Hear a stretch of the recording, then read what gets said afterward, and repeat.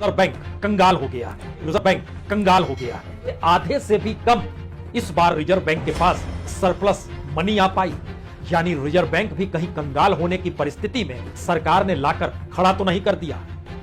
ऐसी स्थिति अगर रिजर्व बैंक की आ गई है तो कल्पना शुरू कीजिए कि कोई बैंक अगर डूब रहा है तो उसे बचाएगा कौन?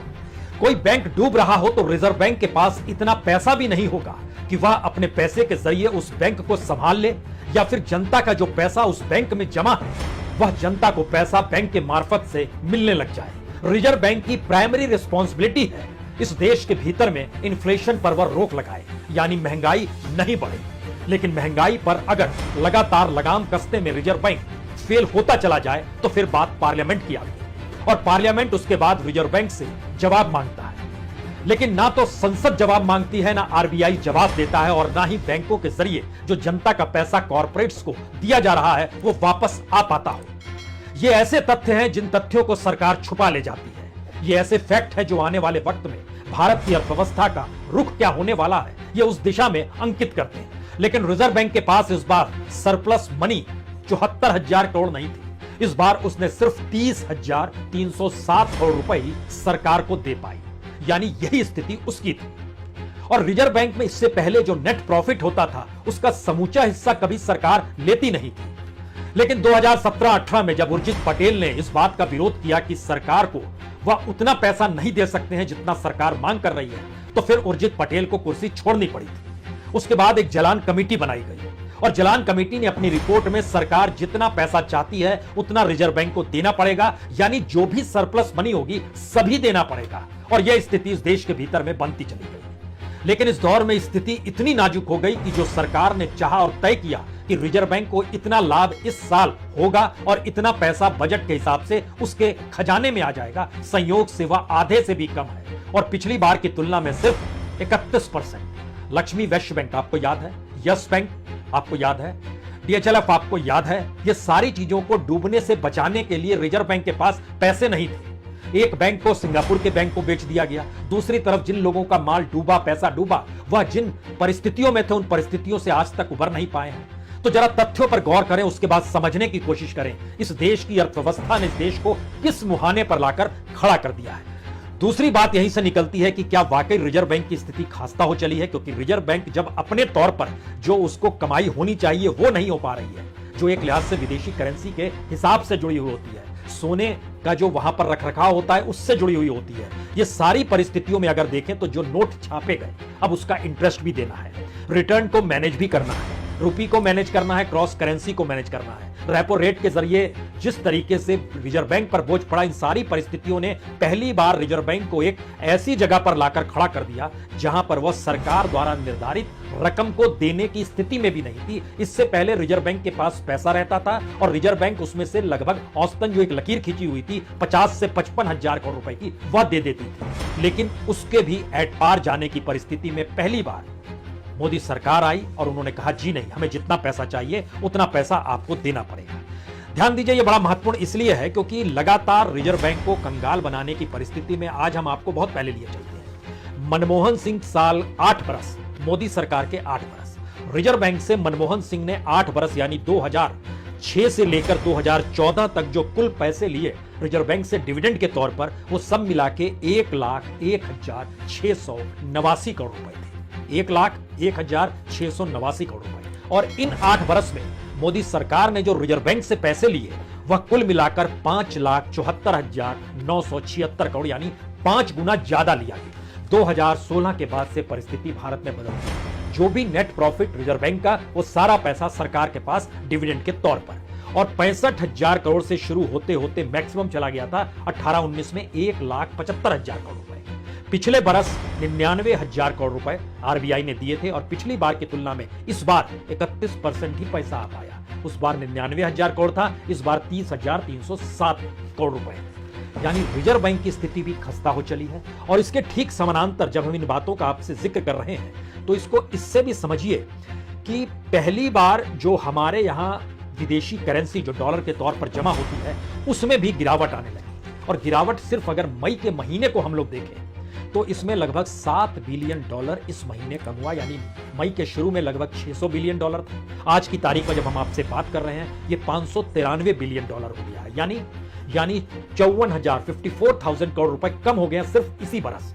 जो डॉलर के मुकाबले रुपए के मूल्य की स्थिति आई, अंतर्राष्ट्रीय बाजार से जो क्रूड ऑयल खरीदना पड़ता है और अलग अलग तरीके से जो भारत को पैसे की करेंसी की जरूरत जो पड़ रही है, उसमें सरकार को जो खजाने से पैसा निकालकर इंटरनेशनली जो भी मामले इंपोर्ट किए जाते हैं, जो भी प्रोडक्ट्स उनकी एवज में डॉलर में ही देना पड़ता है, वो डॉलर कहां से आएगा? तो इसी जगह से आएगा। ये पहली बार हम लोग डिक्लाइन कर रहे हैं, यानी नीचे जा रहे हैं। नहीं है, आखिरी बार उर्जित पटेल की आवाज आई थी, उसके बाद उन्हें पद छोड़ना पड़ा। उन्होंने आपत्ति व्यक्त की थी कि संभालेंगे कैसे चीजों को, और चीजें ढहती चली गई, जो आज की स्थिति में यहां आकर खड़े हैं। ये पहली स्थिति है कि आप प्राइमरी रिस्पॉन्सिबिलिटी से भाग गए।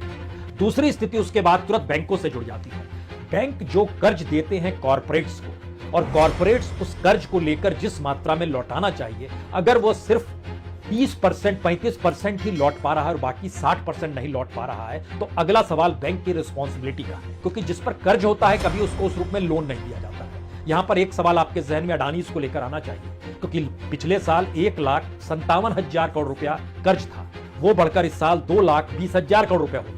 फिर भी लोन उन्हीं को दिया जाएगा। मान लीजिए उन्होंने एसीसी सीमेंट और दूसरा 2 सीमेंट कंपनियां जो ली हैं, वो कहां से पैसा आएगा? बैंक से ही लोन लिया जाएगा। और अब जानकारी आ रही है कि वो हेल्थ सेक्टर में भी जाने को तैयार खड़े हैं। किसी तो सरकारी कंपनियों की लूट है और कॉर्पोरेट उसको खरीदने पर आमादा है, क्योंकि उसके जरिए उसकी नेटवर्क, शेयर मार्केट में चीजों को आगे बढ़ाना और उसके जरिए लोन लेना, ये पूरी एक साइकिल है जो सिर्फ कॉर्पोरेट के कैपिटल के लिए रची जा रही है।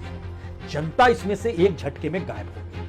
पहले राउंड की स्थिति है कि बैंक रिस्पॉन्सिबिलिटी से भाग गए, आरबीआई रिस्पॉन्सिबिलिटी से भाग गया, लेकिन इन सब के बीच एक बैंक ऑफ बड़ौदा की एक रिपोर्ट आई है। वो रिपोर्ट में देखिए उनका बहुत साफ कहना है कि देश का बिजनेस जो है वो बड़ी कंपनियों में सिमट रहा है, यानी मध्यम और छोटी कंपनियों की जो फिक्स्ड एसेट था वह भी कम होते जा रहे हैं, वो सिमटते चले जा रहे हैं। उदाहरण के लिए 2021-22 यानी पिछला फाइनेंशियल ईयर को देखिए तो एमएसएमई की तकरीबन 1,500 कंपनियों के जो फिक्स्ड एसेट थे वह 1,500 करोड़ रुपए कम हो गए। इतने कम हो गए, एग्जैक्ट डाटा 1467 कंपनी के 1,547 करोड़ रुपए कम हो गए।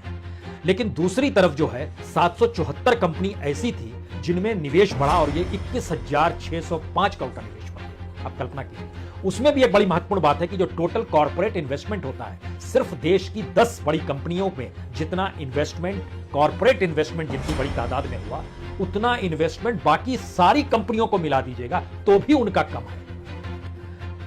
यानी ये पहली बार है कि मोनोपोली कॉर्पोरेट की, वह भी 1 या 2 कॉर्पोरेट की इस देश में इतनी ज्यादा है, और उनके ऊपर बैंकों का कर्ज इतना ज्यादा है कि खुदा ना खास्ता इस देश के भीतर में, भगवान ना करे कहीं ऐसा हो जाए कि अगर कोई स्थिति इस देश में पॉलिटिकल टर्मोइल की स्थिति आती है और ये कॉर्पोरेट मित्र अगर इस देश के भीतर से निकल चलते हैं, जो हमने एक लंबी फहरिस्त देखी है। मेहुल चौकसी को पीएमओ में बैठे हुए किसने नहीं देखा? जब प्रधानमंत्री ने कहा चौकसी भाई, मेहुल भाई क्या हो रहा है, किसने नहीं देखा? वो वीडियो तो आज भी उपलब्ध है। कौन नहीं जानता था नीरव मोदी के रिश्ते किससे किस रूप में थे, और कौन नहीं जानता था माल्या तो तमाम सरकारों के साथ रहे हैं, पार्लियामेंट के भीतर रहे हैं, राज्यसभा में रहे हैं, स्टैंडिंग कमेटी में रहे हैं। वो अभी स्टैंडिंग कमेटी में एविएशन मिनिस्ट्री की स्टैंडिंग कमेटी के परमानेंट मेंबर के तौर पर, जबकि उनका अपना विमान चल रहा था किंगफिशर। कमाल की स्थिति है। यानी लाभ पहुंचाना है तो खुलकर पहुंचाइए, और कॉर्पोरेट अगर मित्र हो जाए तो फिर आप राहत की सांस ले सकते हैं। आने वाले वक्त में पॉलिटिकली ये मदद कर देगा हमारी, और राजनीति करने में हमको रियायत होगी। जनता हमको मानते रहेगी कि हमने तो कुछ नहीं कमाया, लेकिन अपने कॉर्पोरेट मित्रों को हमने इतना रईस बना दिया कि जब भी हम क्राइसिस में होंगे तब तक वो पैसा देने की स्थिति में होंगे, क्योंकि हमारे ही कार्यकाल में उनका नेटवर्थ और प्रॉफिट और सारी चीजें बढ़ी है। और अब तो सारी कंपनियां मल्टीनेशनल है, तो देश के भीतर अगर इकोनॉमी ठप भी हो जाए तो अंतर्राष्ट्रीय तौर पर जो खादान है, अंतर्राष्ट्रीय तौर पर जो इंफ्रास्ट्रक्चर डेवलपमेंट का कार्यक्रम हो रहा है, जो माइनिंग्स का काम हो रहा है, वो सारी चीजें वहीं से पैसा आने लगेगा। तो ये राजनीति का नया मंत्र है कि आप खुद को ईमानदार दिखाइए और अपने करीबियों को पॉलिसीगत तरीके से डेवलप करते चले जाइए। देश की इकोनॉमी ठप हो, लेकिन आपकी पॉलिटिकल कैपिटल का रास्ता, वो पाइपलाइन लगातार बनी रहेगी। और ये हम लोगों ने 2013-14 में नजारा देखा भी था, जब अडानीज का चार्टेड लगातार इस देश में घूम रहा था चुनाव प्रचार कराने के लिए, और गुजरात के मुख्यमंत्री उसमें सवार होते थे, और उसके बाद जब वो प्रधानमंत्री बन गए तो वो नेटवर्थ जो 7 बिलियन से बढ़ते बढ़ते 123 बिलियन तक पहुंच गया। यूं ही नहीं पहुंचा।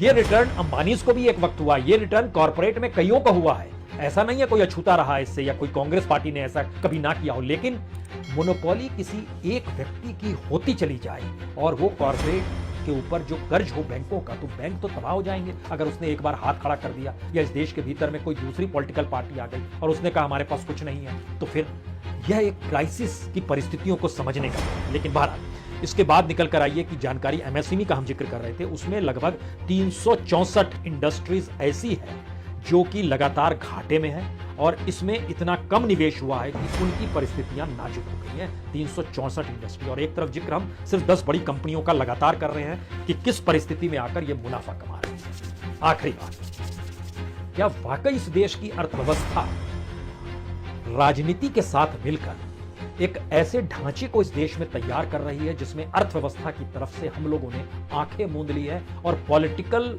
लाभ जिस पॉलिटिकल पार्टी को मिल रहा है उस जीत में ही हम देश की इकोनॉमी भी देखना चाहते हैं, देश में नौकरी भी देखना चाहते हैं। यानी वो जीत रहा है तो हम मान रहे हैं कि वो सारी चीजें जो कही जा रही है वो उपलब्ध हो रही है। यानी जो क्राइसिस है उस क्राइसिस मैनेजमेंट का बड़ा हिस्सा पॉलिटिकल जीत है, और पॉलिटिकल जीत ही भारत के भीतर में इकोनॉमिक क्राइसिस को भी ढक लेगी, बेरोजगारी को भी ढक लेगी, एजुकेशन सेक्टर के क्राइसिस को ढक लेगी, या जो भी सोशल क्राइसिस होगा उसको भी ढक लेगी। क्या वाकई ऐसी परिस्थिति है, या दूसरी इसके उलट की परिस्थिति है कि पहली बार इस देश को चलाने के लिए धीरे धीरे कम होते प्लेयर्स अब उंगलियों पर गिने जाने लगे हैं, और एक वक्त के बाद कहीं ऐसा ना हो कि पता चला कि 4 से 5 लोग ही इस देश को चला रहे हैं। और चलाने का मतलब यह होता है उस देश की अर्थव्यवस्था और करेंसी को अपने हिसाब से मॉनिटर करते हुए इंप्लीमेंट कराना, और उस इंप्लीमेंट कराने में बैंक भी होंगे, आरबीआई भी होगा। तो आप क्या करें, सोचिए जरूर। बहुत बहुत शुक्रिया।